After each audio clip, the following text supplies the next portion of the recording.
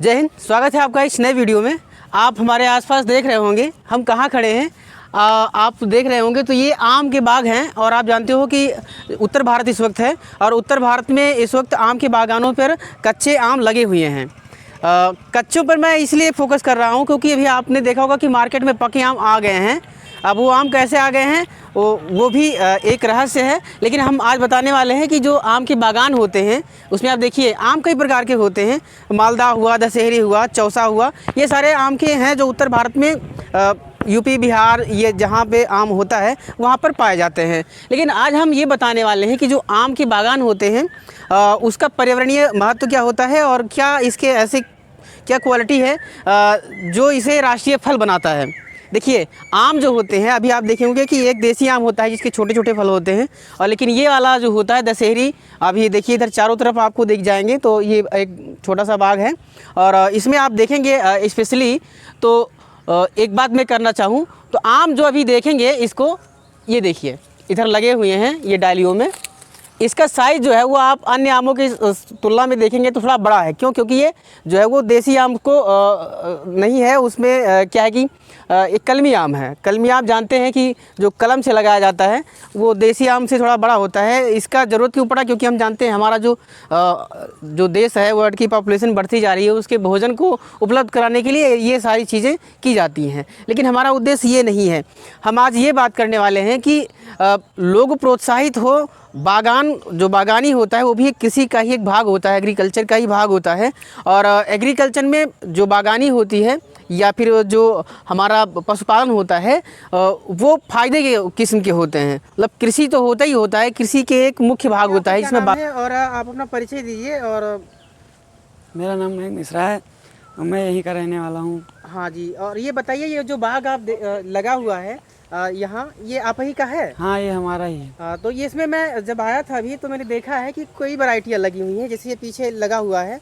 तो आप बताएंगे कि इसमें कौन कौन सी वैरायटी आपने लगा रखा है? इसमें कई सी वैरायटी हैं, जैसे लेंगड़ा है, चौसा है, दशहरी है और कई वैरायटी हैं इसमें। अच्छा, 5-6 वैरायटी के। 5-6 वैरायटी इसमें मैंने अभी देखा है। जैसे कुछ पौधे लगे हुए हैं, जैसे ये लगा हुआ है।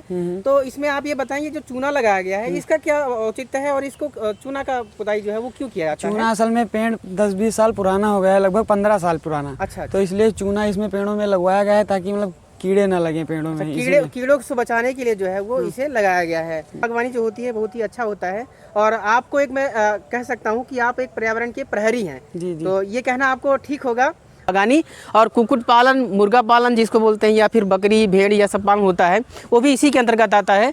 लेकिन वो भी जो होता है वो फ़ायदे का होता है। अब फ़ायदे में कैसे होता है आप देखिए, बागान जो लगे होते हैं वो पर्यावरणीय भी महत्व रखते हैं। उनमें जो होता है आप जानते हैं कि जितने भी प्लांट होते हैं वो इन्वायरमेंट को शुद्ध करते हैं।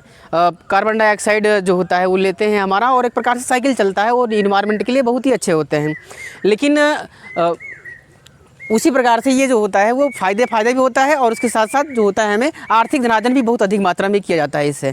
अब हम बात करते हैं कि जो ये आम लगे हुए हैं इसमें चैलेंजेस क्या होता है। उत्तर भारत में आम के बागानों में लगाने से क्या चैलेंजेस आ सकते हैं आप देख रहे होंगे। तो ये आम के बागों में जो छोटे छोटे पेड़ लगे हुए हैं उसमें नीचे चूना लगाया गया है। चूना जो होता है वो इसको कीटों से बचाता है और कुछ जगहों पर जो मिट्टी होती है वो अम्लीय होती है और उसकी अम्लीयता को बचाने के लिए भी और न्यूट्रिशन को बढ़ाने के लिए भी पौधों को उसमें आम का पुताई किया जाता है, ये सारी चीज़ें। और एक और पढ़ा गया था कि बागानी में जो होता है, आम के बाग जो होते हैं उनमें एक चैलेंजेस और आता है कि इनकी कटाई छटाई और इनके पेड़ों की जो है वो देखभाल। तो देखभाल में सबसे बड़ा जो समस्या होता है इन कलमी आमों में कि इनमें रोग प्रतिरोधक क्षमता बहुत कम होती है और कीटों से बहुत ज़्यादा प्रभावित हो जाते हैं। तो इनमें ये भी देखभाल करने की ज़रूरत पड़ती है। निकाई गुड़ा जो होता है इसकी ज़रूरत पड़ती है। और साथ ही साथ जो होते हैं बड़े पौधे, जो देसी पौधे होते हैं उनमें ये सारी समस्याएं नहीं होती है। तो ये भी चैलेंजेस होता है और ये रोज़गार बहुत ही बड़े पैमाने पर उपलब्ध करवाता है। क्योंकि जो हमारा गोंडा है, बलरामपुर या श्रावस्ती, इसमें आम की पैदावार बहुत अधिक मात्रा में होती है। और यहाँ पर जैसे जहाँ पर आम की उत्पादन नहीं होती है, जैसे कश्मीर हुआ, हिमाचल प्रदेश हुआ, यहाँ पर आम नहीं होता है तो वहाँ पर यहाँ से भेजे जाते हैं। साउथ के कुछ ऐसे क्षेत्र हैं तो आम भेजे जाते हैं और इसीलिए जो है आम को रसीला होता है और इसीलिए इसको हम लोग फलों का राजा बोलते हैं।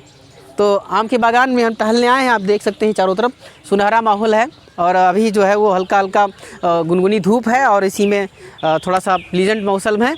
चलिए मिलते हैं अगली वीडियो में, तब तक के लिए जय हिंद।